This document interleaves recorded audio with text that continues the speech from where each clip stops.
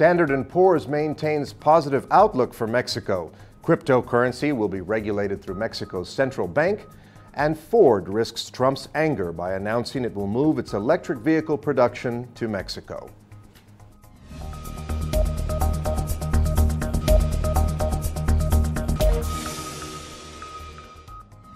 Hi, and welcome to today's edition of Mexico News Network's Breaking News Business.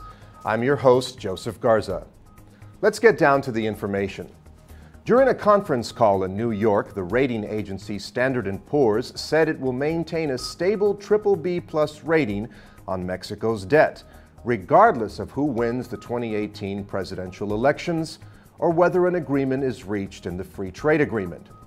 In general, a credit rating is used by sovereign wealth funds, pension funds, and other investors to gauge the creditworthiness of a country, thus having a big impact on the country's borrowing costs.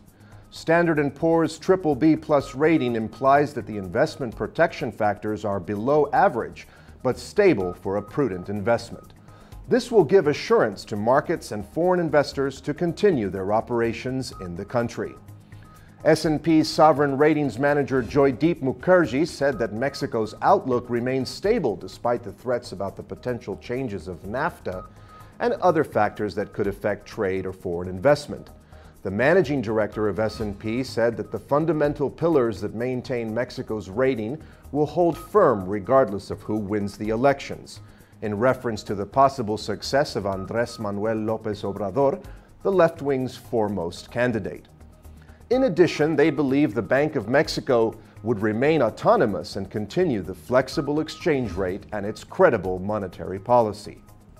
A new law to regulate financial technology institutions, known as the FinTech law, was approved last Thursday by the Senate. The FinTech law now empowers the Bank of Mexico to regulate virtual assets such as cryptocurrencies or Bitcoin. The upper chamber modified Article 30 of the provision to indicate that the central bank is the only institution that can establish the terms and conditions that FinTech must observe in the event that virtual assets are transformed. The legislation indicates that both Banxico and the National Banking and Securities Commission will establish the limits of resources that collective financing institutions may maintain, depending on the type of client. According to the National Commission for the Protection and Defense of Users of Financial Services, CONDUCEF, 158 FinTech currently operate in the country, which would also be monitored from the point of view of user protection. The financial authorities hope that the amendments made to the proposed law that was sent, which included opinions from COFECE, the FinTech sector and banks, are sufficient and can be improved in the Chamber of Deputies and be ready before the end of the current session on December 15th. In other news, Ford is changing gears yet again in Mexico, shifting planned production of a small electric-powered sport utility vehicle to a plant south of the border instead of a Michigan factory. Ford plans to create a dedicated assembly line for electric vehicles at its plant in Cuautitlan, Mexico, with production slated to begin in 2020. Sending the electric vehicle to Mexico, where labor costs are lower, will help the business case for the costly model. It also risks, however, raising the angst of President Donald Trump.